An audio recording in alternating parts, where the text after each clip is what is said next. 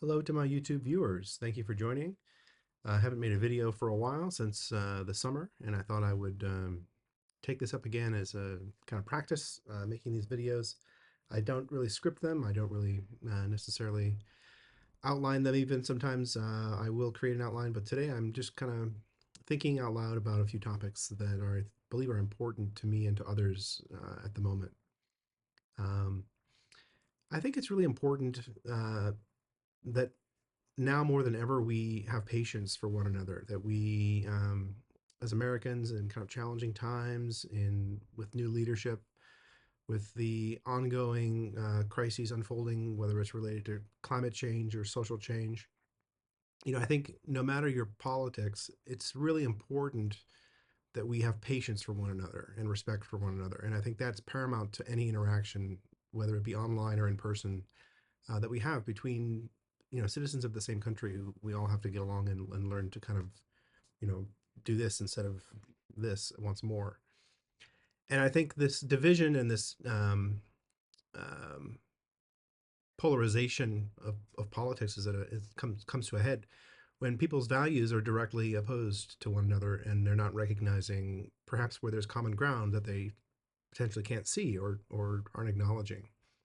So I think it's really interesting to try to define some of those elements of common ground that we all share. We all breathe the same air here on Earth. We all are held to the Earth by gravity.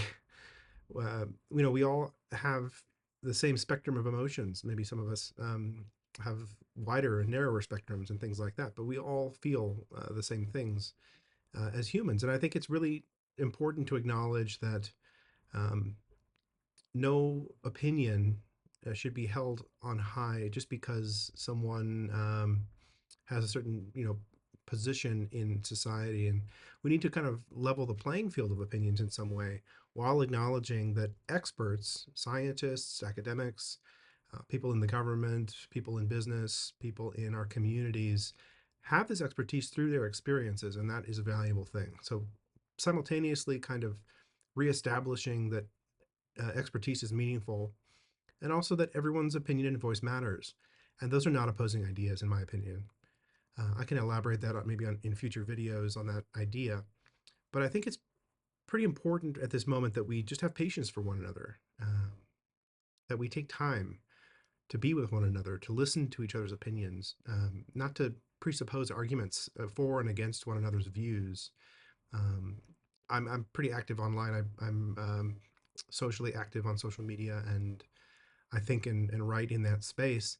And so I think sometimes there's like people get labeled as a certain political kind of spectrum when in fact maybe their views are much more open than that. And you don't know someone's views necessarily, the entire spectrum of their beliefs from a certain interaction in a comment section. It just doesn't represent the full breadth of who someone is. So again, I think it's really important that we kind of have this patience for one another, that we take the time it takes to communicate effectively. And part of that just has to do with listening.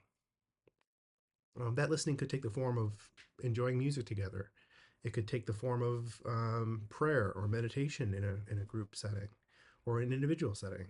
It could take some of us more time to focus on ourselves and recognize that we ourselves can improve in the way that we go about um, interacting in the larger sphere of the internet, let's say. I think there's also kind of this misrepresentation of society on the internet because we see things that are curated, we see things that are advertised, we see things that are specifically set up for people to experience and potentially very much very deeply enjoy. But to recognize that those things are all created by humans in some fashion or another, and that technology's role in that is ever changing, but you know, it's an extension of someone's mind and someone's thoughts. And so I think from a kind of philosophical maybe point of view, there's a lot that could be unpacked there, but um, maybe toning down the philosophy, I would say that just patience for one another is what we need right now. So to the extent that we can have that patience, what helps me is breathing and slowing down and recognizing that I don't know everything, even when I think that I do. And there's moments of reflection that are deeply important to understand yourself, to understand others. And I think that's where a lot of the miscommunication is that we fail to understand others. And it happens, kind of normally in society, I suppose, in different phases and in different ways. But it's really a moment that it's an opportunity to recognize other people as, having their own experiences, having their own, perhaps even, cultural practices and whatever that might be. And so we hear a lot about uh, the far right being a religious extreme group, or the far left being whatever definition you want to try and label them as. And these extremes don't really represent the majority of people's beliefs, I don't think.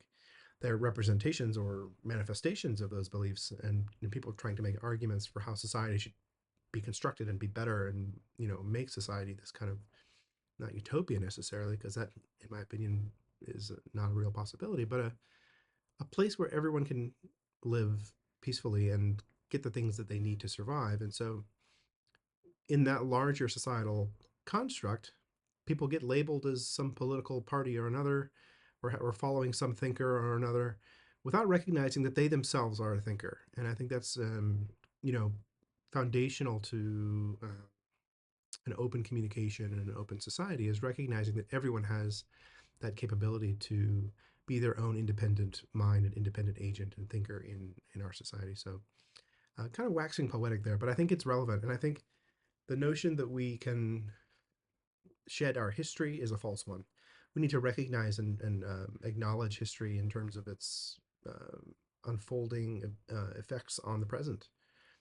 And so, if we really deeply look into the source of an idea, the generative kind of notion of where an idea came from, we might be surprised. It might not follow our belief structure. It might be something completely seemingly alien to us, and that's fine. There's nothing wrong with that. So I just think it's a moment where we all need, not a kind of, Rocky saying kumbaya or whatever, but I think we need to kind of acknowledge that this is a potential moment of change, both for the better and for the worse, if we're not careful.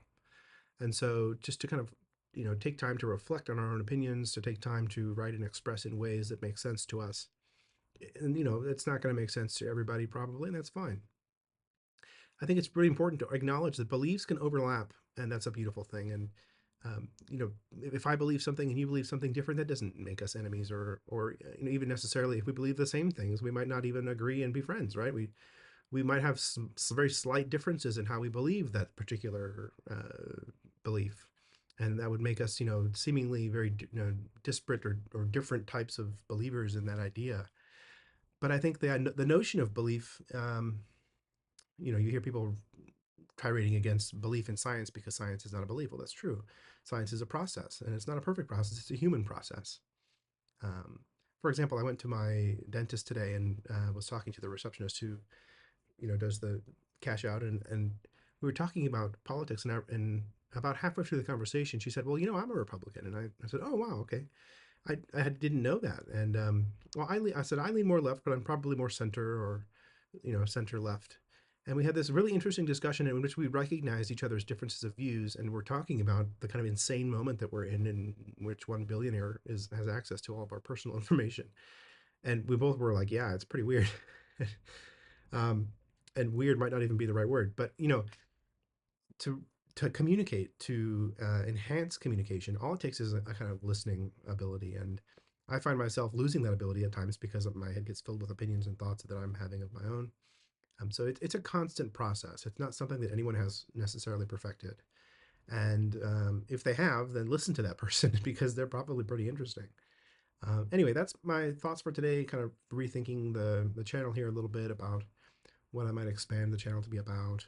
Um, I don't I don't think it's really purely about necessarily architecture all the time, although I will be talking more specifically about grounded, sourced kind of things, more so to do with specific strategies and thoughts and ideas related to architecture.